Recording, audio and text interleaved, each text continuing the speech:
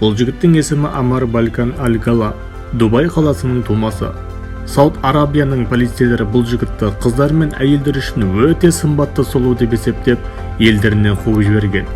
Бұл жігіт әйелдерді естен тандыратындай сұлу деп британиялық газет мақала жазған. Жігіттің суретін көріп, қыздар мен әйел кісілерге келіспеске тағы болмайды. Номері бірінші болмаса да, жігітті әлемнің сымбатты адамдарының біріне балай аламыз.